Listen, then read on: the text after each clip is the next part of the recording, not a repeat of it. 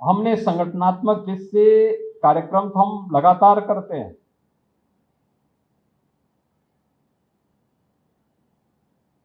लेकिन युवाओं से शुरुआत की है।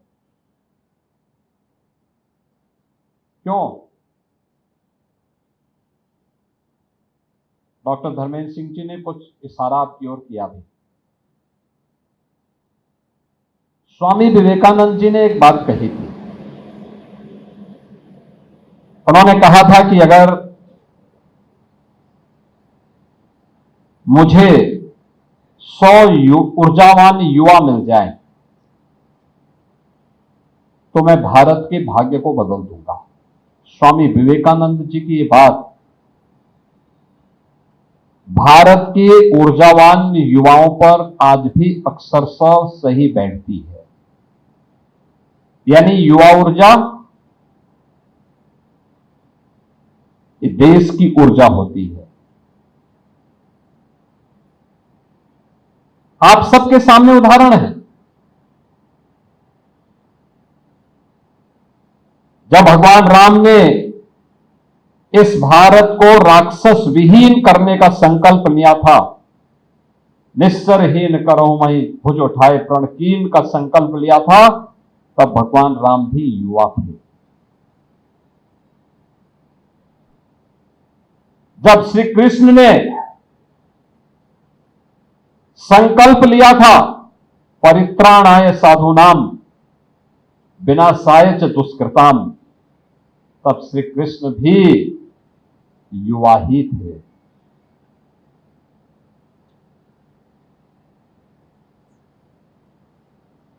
महाभारत के युद्ध में चक्रव्यूह को भेदने वाला जो युवा था वीर अभिमन्यु, वह मात्र 16 वर्ष का था।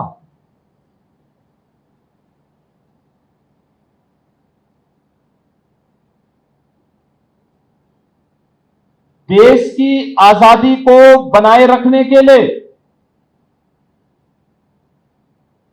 जिन जिन वीर योद्धाओं ने अपना योगदान दिया है, महाराणा प्रताप, छत्रपति शिवाजी महाराज, गुरु गोविंद सिंह जी महाराज, ये सभी युवा थे।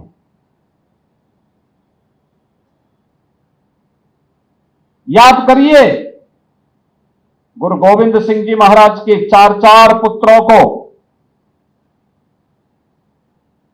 औरंगजेब के सेना और उसके सेनापति के द्वारा अत्याचार किया जा रहा था। क्या उम्र थी उन 4 पुत्रों की? एक की उम्र 5 वर्ष, एक की 7 वर्ष, एक की 11 वर्ष, एक की 13 वर्ष। लेकिन 2 बड़े पुत्र युद्ध करते हुए वीर गति को प्राप्त हुए। जो 2 छोटे थे, उनसे कहा गया कि इस्लाम स्वीकार करो। उन्होंने कहा नहीं करेंगे। उनसे कहा गया अगर स्वीकार करोगे तो तुम्हें जागीर देंगे। उन्होंने कहा जागीर नहीं चाहिए, हमें हमारा सनातन चाहिए, सनातन धर्म, इसकी धुरा झुकने नहीं चाहिए। अत्याचार होने लग गया, उन्हें जिंदा चिन्हे, दीवारों पे चिन्हे चिना जाने लग गया। पीछे नहीं हटे, पीछे नहीं हटे। याद करिए, झांसी की रानी लक्ष्मीबाई को क्या उम्र थी? मात्र 26 वर्ष। 26 वर्ष की उम्र में उन्होंने झांसी की आजादी के लिए, भारत की स्वाधीनता के लिए अंग्रेजों से प्रथम स्वतंत्र समर में, उस युद्ध में नेतृत्व दिया, अंग्रेजों को परास्त किया। मात्र उम्र थी 26 वर्ष। नेताजी सुभाष चंद्र बोस ने जब उद्घोष किया था, तुम मुझे खून दो मैं तुम्हें आजादी दूंगा, तब नेताजी सुभाष चंद्र बोस युवा ही थे।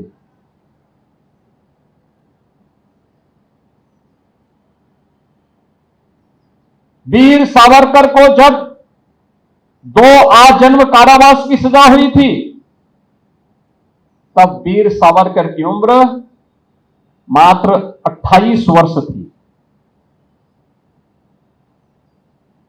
भारत के अंदर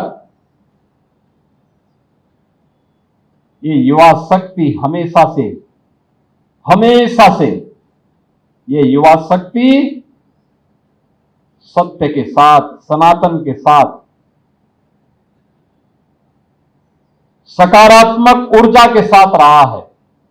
और दुनिया में भारत में उत्तर प्रदेश इस देश से सौभाग्यशाली है कि हमारे पास जो भारत की सबसे युवा ऊर्जा उत्तर प्रदेश के पास है। उत्तर प्रदेश के बारे में कहते हैं कि यहां पे 56 से 60% आबादी ऐसी है जो युवा है।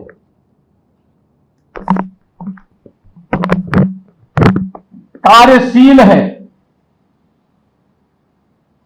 ये युवा ऊर्जा अगर सकारात्मक कार्यों के साथ जुड़ जाए तो उत्तर प्रदेश को कहां से कहां पहुंचा दे। 17 के पहले हम भी यही सोचते थे और उसके परिणाम कैसे आते हैं, मैं आज उसी पर आपका ध्यान आकर्षित भी करूंगा।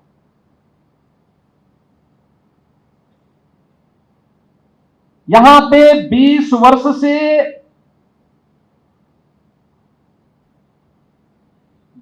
कम के जितने भी युवा हैं,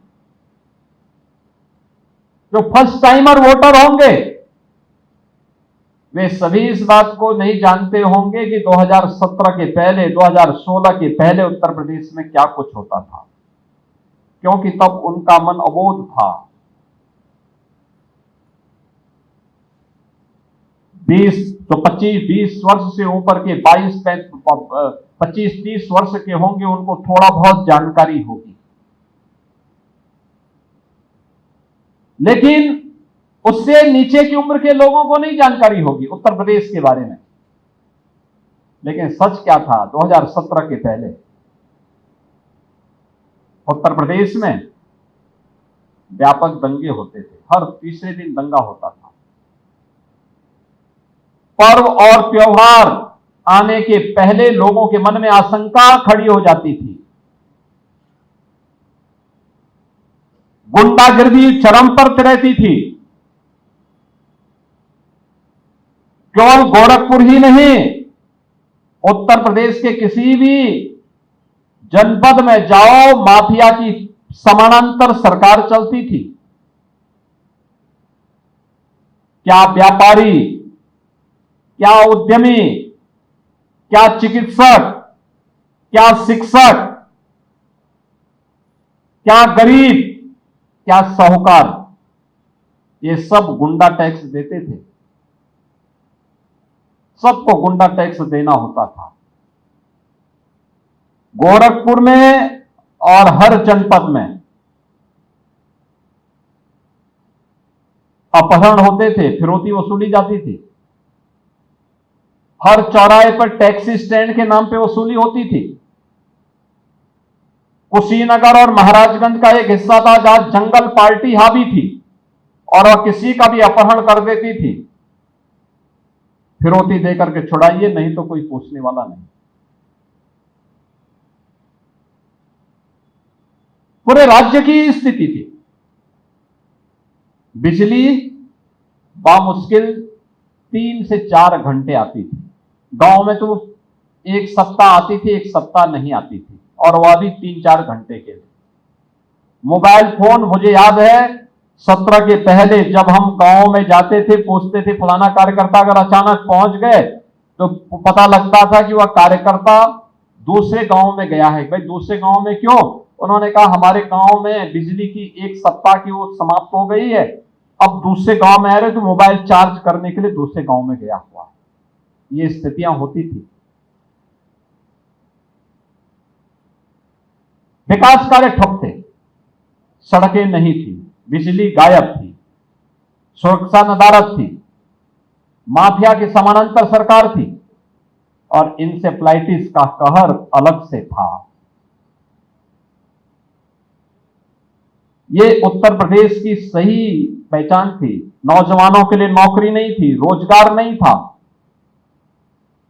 किसान आत्महत्या करता था, महिलाएं असुरक्षित थी। पश्चिमी उत्तर प्रदेश से तो बेटियां पढ़ने के लिए या तो दूर के रिश्तेदार में जाती थी या फिर हॉस्टल में, अगर मां बाप के पास क्षमता है तो हॉस्टल में भेजते थे, अन्यथा घर में बैठी रह जाती थी, उस बेटी पढ़ नहीं पाती थी।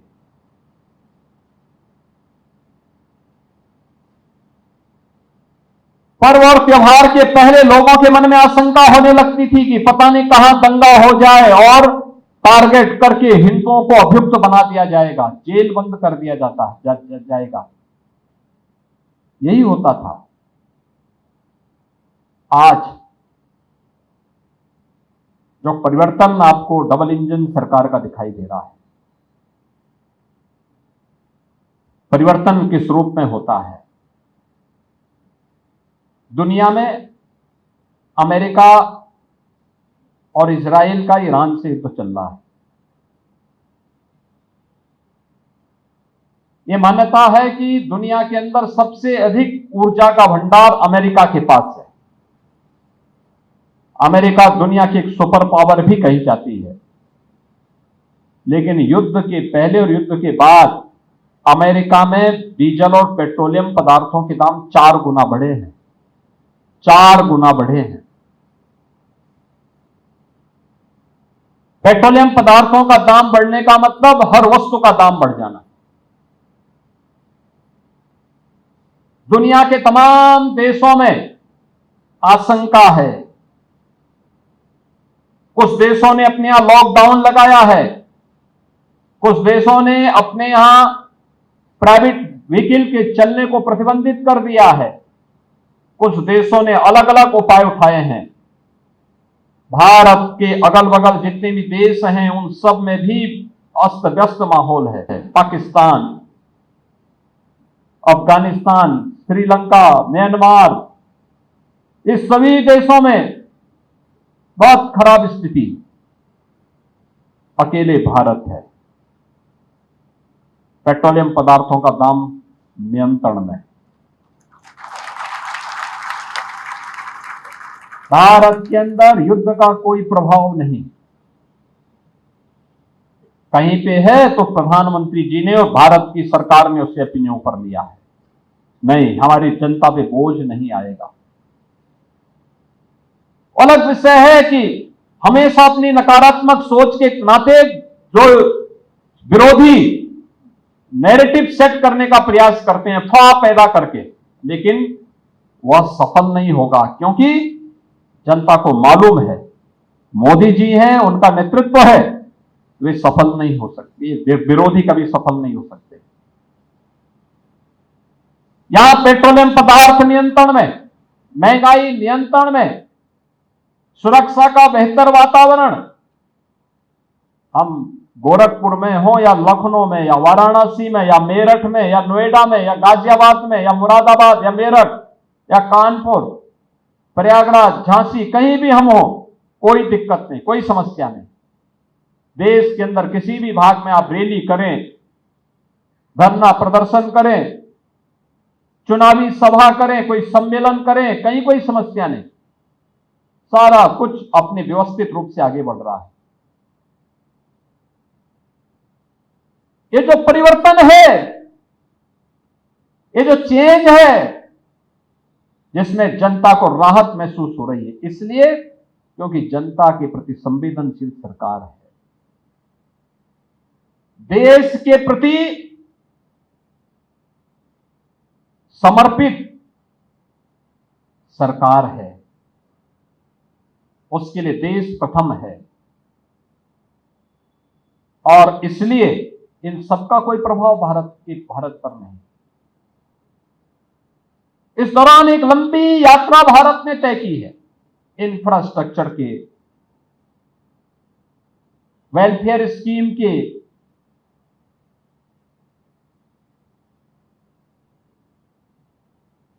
हर तबके के लिए योजनाएं शुरू की। आपने देखा होगा पिछले 11 वर्ष में किसान आत्महत्या नहीं करता, क्योंकि किसान की आमदनी बढ़ी है। यूपी के अंदर युवा पलायन नहीं करता, क्योंकि युवा को अब नौकरी और रोजगार उसके आसपास के क्षेत्र में ही उपलब्ध होने लग गया है। और मैं अकेले गोरखपुर के उदाहरण आपको दे सकता हूं। 2017 के पहले गोरखपुर के गीडा में 2 यूनिट लगी थी, औद्योगिक यूनिट 2। आज गीडा में 300 से अधिक बड़े कारखाने लगे हैं, 15,000 से अधिक का निवेश हुआ है, 50,000 से अधिक नौजवानों को नौकरी और रोजगार वहां प्राप्त हुआ है। फर्टिलाइजर चालू हो गया है, पिपराइच की चीनी मिल प्रारंभ हो गई। ये आखिर कोई भी है, इसी पूर्वी उत्तर प्रदेश या गोरखपुर का ही कोई नौजवान वहां काम कर रहा है। एम्स आपके बगल में प्रारंभ हो गया। कोई सोचता था यहां एम्स बनेगा? आपके मालवीय नगर मंडल में ही है। कोई सोचता था यहां एम्स बनेगा? कभी नहीं, कभी नहीं। समाजवादी पार्टी के समय में हम लोगों ने स्वीकृति कराई थी, और जब मैंने पीएमओ में बैठ करके इसकी स्वीकृति करवाने के लिए पत्र मांगा, तो उन्होंने एक ऐसी विवादित भूमि को दिया जिसका मामला कोर्ट में था। वे चाहते थे बने ही ना। जब 17 में हमारी सरकार आई, हमने इस जमीन का प्रस्ताव भेजा। यहां पे गन्ना संस्थान का शोध केंद्र था, हमने इसका प्रस्ताव भेजा, और यहां पर आज एम्स बना है। प्रतिदिन 5 से 6 हजार मरीजों का उपचार हो रहा है। वो मरीज कोई भी हो, बिहार का हो, नेपाल का हो, पूर्वी उत्तर प्रदेश का हो, स्वास्थ्य की सुविधा मानव कल्याण के लिए होती है, और वह कार्य एम्स के द्वारा किया जा रहा है। ये व्यष्टि का नहीं, समिष्टि का कार्य है। एक व्यक्ति के लिए नहीं, जनता के लिए, सबका साथ और सबके विकास के भाव के साथ सबको आरोग्यता का लाभ मिले, इसके लिए काम कर रहा है। बीआरडी मेडिकल कॉलेज 17 के पहले स्वयं बीमार था तो उपचार क्या करता? और मैं तो बार बार कहता हूं कि बीआरडी मेडिकल कॉलेज में पहिए नहीं थे, नहीं तो इसको भी समाजवादी पार्टी सिपाही लेकर के चली जाती, एकदम लेके चली गई होती। लेकिन आज 17 के पहले जो बीआरडी मेडिकल कॉलेज में गया होगा और आज जाएगा, आपको जमीन आसमान का अंतर दिखाई देगा। तब बिजली आती नहीं थी, आज बिजली जाती नहीं है। आज ये परिवर्तन आपको देखने को मिलता होगा। ये जो 4 लेन की कनेक्टिविटी आप देख रहे हैं ना, ये गिरधरगंज और उसके आसपास के क्षेत्र में, ये महादेव झारखंडी और इसके आसपास के क्षेत्रों में, इंजीनियरिंग कॉलेज के आसपास और यहां के क्षेत्रों में बरसात में 3-3 फुट पानी लगता था,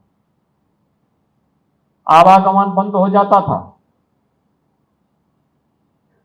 ये पूरा क्षेत्र जलमग्न रहता था, सड़कें गड्ढे में बदली होती थी, बामुश्किल 2 लेन की सड़क नहीं थी।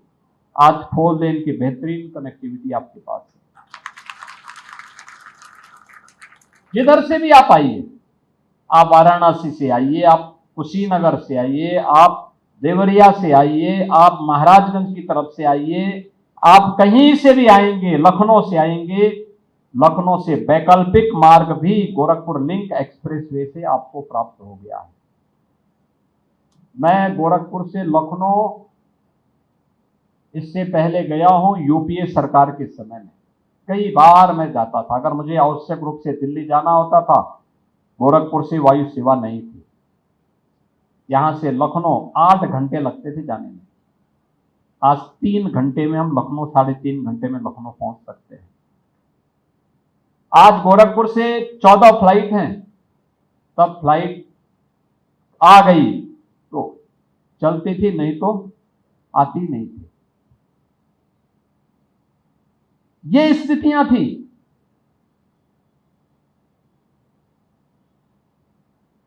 गांव हो या शहर, अव्यवस्था थी। गुंडागर्दी चरम पर थी। माफिया के खिलाफ कोई आवाज नहीं उठाता था, मुझे अकेले लड़ना पड़ता था। मेरे साथ कुछ कार्यकर्ता रहते थे, जो कार्यकर्ता सड़कों पे आंदोलन कर पाते थे, अन्यथा यहाँ का व्यापारी तबाह होता था, उद्यमी तबाह होता था। हम लोग लड़ते थे, माफिया के खिलाफ भी, मच्छर के खिलाफ भी, बीमारियों के खिलाफ भी, विकास विरोधी सरकार के एजेंडे के खिलाफ भी, जनता की सुविधाओं के लिए भी लड़ा जाता था। आज किसी चीज के लिए मांगना नहीं होता है। ये रामगढ़ ताल आज आप जो देख रहे हैं, विकास का मॉडल बन रहा है। ये तब गंदगी का एक अड्डा था। आज आप चारों तरफ देख रहे होंगे, आज उसमें बेहतरीन रोड बन रही है, पर्यटन का एक बेहतरीन स्पॉट बन रहा है। गोड़गहवा नाला अपने आप में एक मॉडल बन रहा है जल निकासी किस रूप में होनी है।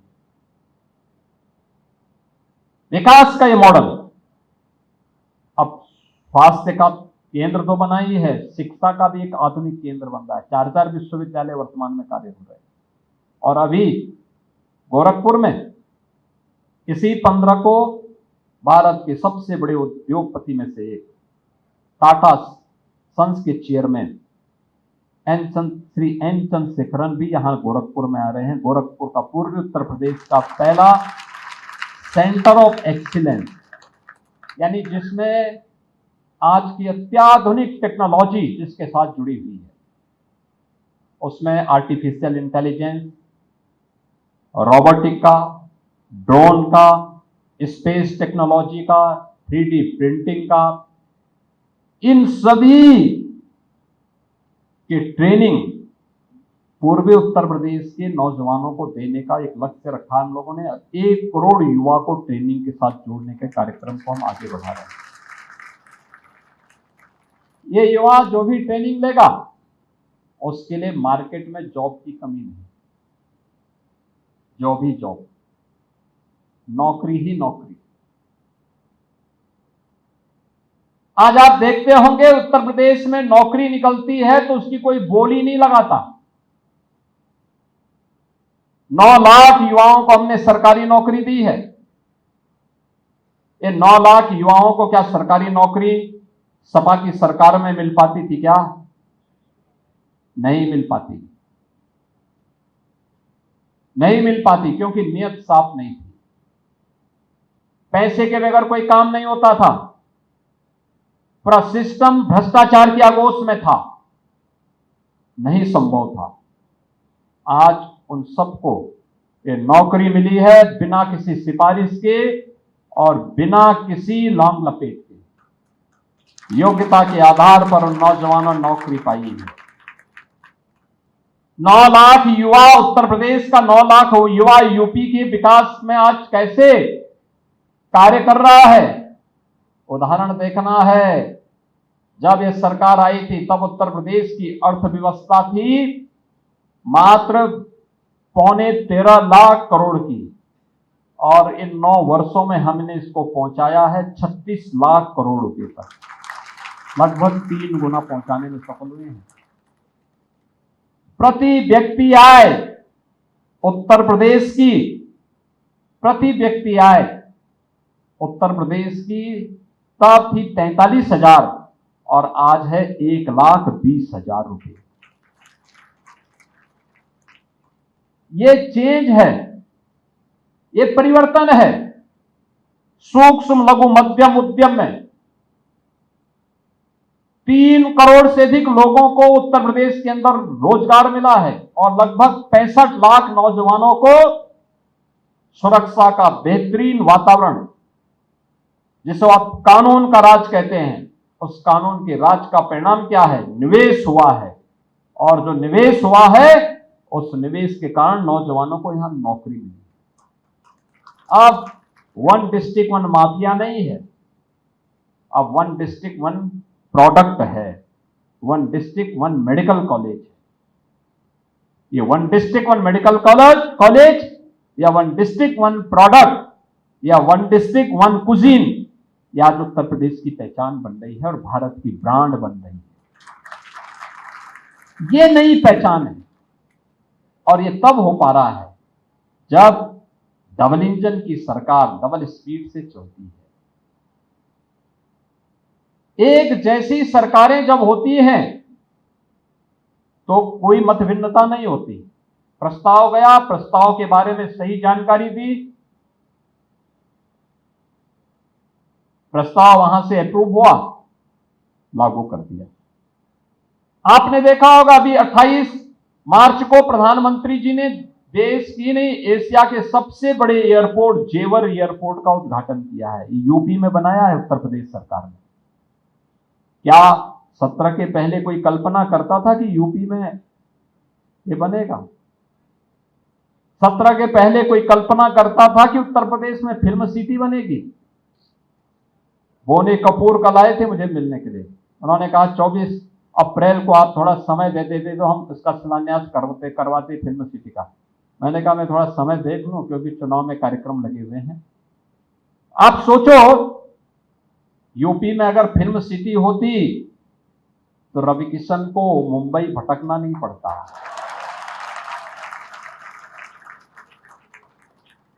भाई ये कलाकार थे, कलाकार को सम्मान मिलना चाहिए। लेकिन जब ये गए होंगे मुंबई, तब इनको भी नहीं रहा होगा कि ये सब कलाकार बन पाएंगे, क्योंकि तब तो घर की मार से बचने के लिए घर से भाग गए। अब करना क्या है? काम धाम कुछ और आता नहीं तो चलो फिल्मों में ही काम करें। और उस बहाने गए और वहां पर जाकर के अपनी मेहनत से आज वे सफल हो गए। लेकिन कितने युवा सफल हो पाते? अनुमान करिए कितने रवि किशन सफल हो पाते? आज फिल्म सिटी यूपी में है। यूपी के नौजवान को कहीं बाहर जाने की आवश्यकता नहीं। फिल्म सिटी जैसे बनेगी, यूपी के नौजवान को यूपी के अंदर ही मंच मिलेगा, यहीं पे एक्टिंग के लिए मंच मिलेगा, यहीं पे वह काम करेगा और देश और दुनिया में भारत की भावनाओं को अपनी रंगमंच के माध्यम से एक नई ऊंचाई देगा। कला रचनात्मकता का प्रतीक है और उस रचनात्मकता को रंगमंच के माध्यम से कलाकार भावनाओं के साथ भर करके, उन शब्दों को भावनाओं के साथ भर करके जनता को अपनी ओर आकर्षित करता, सभी बातों को बहुत सलीके से उसके समझ में ला देता है। यह भी संवाद की कला है। गायन है, वादन है, नृत्य है, नाट्य है, ये सभी उसके अंग है। और उसी परंपरा को लेकर के आज वो यहां बन रहा है। अब फ्लैटेड फैक्ट्री भी बन रही है, टॉय पार्क बन रहे हैं। क्यों चीन के खिलौने यहां आएंगे? हम क्यों नहीं खिलौना बना सकते? क्यों दूसरे देश से बने हुए वस्त्र, बांग्लादेश का वस्त्र यूपी में क्यों? यूपी की महिलाएं रेडीमेड गारमेंट्स में आगे बढ़ेंगे, वही बनाएंगे। और वह कार्य आज धड़ल्ले से यूपी के अंदर चल रहा है और उसी कार्यक्रम को आगे बढ़ाने के लिए। लेकिन ये चीजें तब आती हैं जब युवा जागरूक होता है और युवा के मन में भाव रहता है कि हां, हम भी इस फील्ड में काम कर सकते हैं। युवाओं के बारे में मैंने नौकरी के बारे में कहा, मैंने उनके लिए जो स्किल डेवलपमेंट के सेंटर हम लोगों ने खोले हैं, खोलने जा रहे हैं, इनके बारे में भी आपको बताया।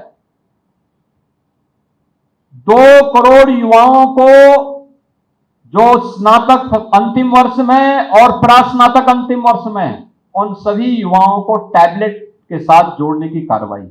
अब तक 50 लाख नौजवानों को हम टैबलेट और स्मार्टफोन दे चुके हैं और टैबलेट और स्मार्टफोन देने की कार्रवाई हमारी निरंतर जारी है। 2 करोड़ युवाओं को हमें उपलब्ध करवाना है। यानी सरकार उन कार्यक्रमों को लेकर के आगे बढ़ना चाहती है। युवाओं की जिम्मेदारी, आज के समय में युवा राष्ट्र का एक जागरूक नागरिक होता है। वह युवा जिसके मन में एक जज्बा होता है अपने देश के लिए, अपने समाज के लिए, जो जज्बा पंडित राम प्रसाद बिस्मिल ने इसी धरती से दिखाया था, शहीद बंधु सिंह ने इसी धरती से दिखाया था, प्रभु राम ने पूरे भारत में दिखाया था, श्री कृष्ण ने पूरे भारत को दिखाया था। महाभारत के युद्ध में वही युवा जो वीर अभिमन्यु के रूप में कौरवों से लड़ते हुए वीर गति को प्राप्त होता है, वही युवा जो भारत को कभी भारत की आजादी के लिए तुम मुझे खून दो मैं तुम्हें आजादी दूंगा, इस बात का आह्वान बनकर के नेताजी सुभाष चंद्र बोस बनकर के आगे बढ़ता है, वो वही युवा है जो अपने लिए नहीं मातृभूमि के लिए, जो अपने लिए नहीं देश के लिए कार्य करता है। और वही देश के लिए कार्य करने के अभियान का हिस्सा है ये अभियान युवा संवाद का कार्यक्रम। उन युवाओं के साथ संवाद का कार्यक्रम कि हर मोर्चे पर हमें सजग रहना है, विकास भी कराना है, विरासत का भी सम्मान करना है, लेकिन सीमाओं की सुरक्षा के लिए भी हमारे जवान को मुस्तैद रहना है। दुश्मन घुसपैठ करेगा तो उसका काम तमाम भी करना है। ऐसे ही बूथ लेवल के कार्यकर्ताओं की जिम्मेदारी भी यही बनती है, आपकी जिम्मेदारी भी बनती है। अच्छे कार्यों का प्रचार प्रसार होना है, अपने बूथ को सजग बनाना है, सतर्क रखना है, लेकिन सोशल मीडिया में एक नया वार प्रारंभ होने जा रहा है। याद रखना, जिन लोगों ने उत्तर प्रदेश के नौजवानों के सामने पहचान का संकट खड़ा किया था, आज वे हर दृश्य विफेल हो चुके हैं। अब वे सोशल मीडिया का सहारा लेंगे, आरोप प्रत्यारोप का, झूठे मनगढ़ंत आरोप लगाएंगे, तमाम प्रकार के नए नैरेटिव सेट करने का प्रयास करेंगे, दुष्प्रचार का सहारा लेंगे, लेकिन उसका जवाब देने के लिए बूथ लेवल से जुड़े हुए आप सभी पदाधिकारी और कार्यकर्ताओं को भी सोशल मीडिया में इसकी तैयारी। क्या होता था उस समय, इनके कालखंड में क्या होता था, क्या होता था उस समय, कैसे माफिया गरीब की संपत्ति पे कब्जा करते थे, कैसे माफिया बेधड़क अराजकता फैलाते थे, गुंडागर्दी फैलाते थे, कैसे गरीब का बच्चा तड़प तड़प करके दम तोड़ता था, कैसे बेटी असहाय होती थी, कैसे पर्व और त्योहारों के दौरान उत्साह की जगह एक मातम जैसा माहौल दिखाई देता था। वे सभी दृश्य निकालने पड़ेंगे, पेपर की कटिंग निकालनी पड़ेगी, उस समय के दृष्टांत निकालने पड़ेंगे और पूरी आक्रामकता के साथ, पूरी धार के साथ उसका जवाब देने के लिए अपने आप को तैयार करना पड़ेगा। लेकिन दोनों मोर्चों पर कार्य करना है। ये युवा सेना का मैं आह्वान करूंगा, ये युवाओं का आह्वान करूंगा, आपको बूथ स्तर की सेना के रूप में, अपने वार्ड स्तर की सेना के रूप में, मंडल स्तर की सेना के रूप में इस दायित्व के लिए अपने आप को तैयार करना है, उस मोर्चेबंदी के लिए अपने आप को तैयार करना है। और अगर कोई वार करता है तो उसका प्रतिवाद होना है, वार का प्रतिवाद होना है, और वह तैयारी आपके पास तब होगी, तभी आप उसके लिए कर पाएंगे। और साथ साथ अपनी पॉजिटिव चीजों को भी आगे बढ़ाना है, शब्दों की मर्यादा रहे।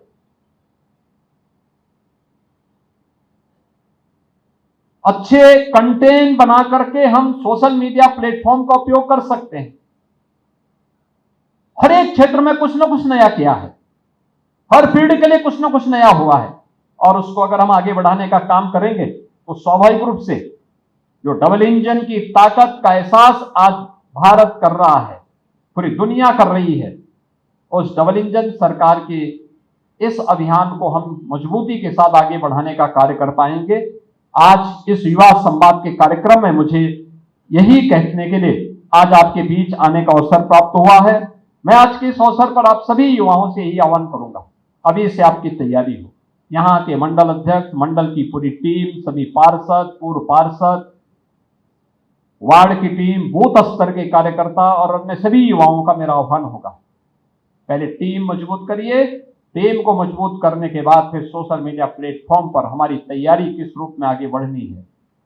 दोनों प्रकार के अच्छे कार्य, आपके मोहल्ले की सड़क बनी होगी, आपके वार्ड, आपके मंडल में, आपके वार्ड में एम्स बना होगा, आपके वार्ड में, आपके मंडल में एयरपोर्ट में नई नई फ्लाइट चल रही होंगी, आपके वार्ड में नई सड़क बन रही होगी, फ्लाईओवर बन रहा होगा, कुछ नया कार्य हो रहा होगा, ये सभी कुछ तो आपको बूथ स्तर से ही ऊपर उठाना पड़ेगा, आप ही को बताना पड़ेगा। अगर रवि किशन जी सुबह 6 बजे से लग जाते हैं तो आपको 5 बजे से लगना पड़ेगा, लगना पड़ेगा ना, क्योंकि जब आप 5 बजे से लगेंगे तब वो 6 बजे आपके वार्ड में पहुंचेंगे। और अगर आप ही 8 बजे करेंगे तब तो कहेंगे भाई अब मैं जाने का समय हो रहा है। इसलिए आपको 5 बजे से सबसे पहला ट्वीट अच्छा सा शानदार ट्वीट अपने स्तर पर पहले सुबह सुबह आप करिए, फिर एक एक करके उसको आगे बढ़ाइए। फिर कोई वार करता है तो उसमें उसका जवाब भी देना है।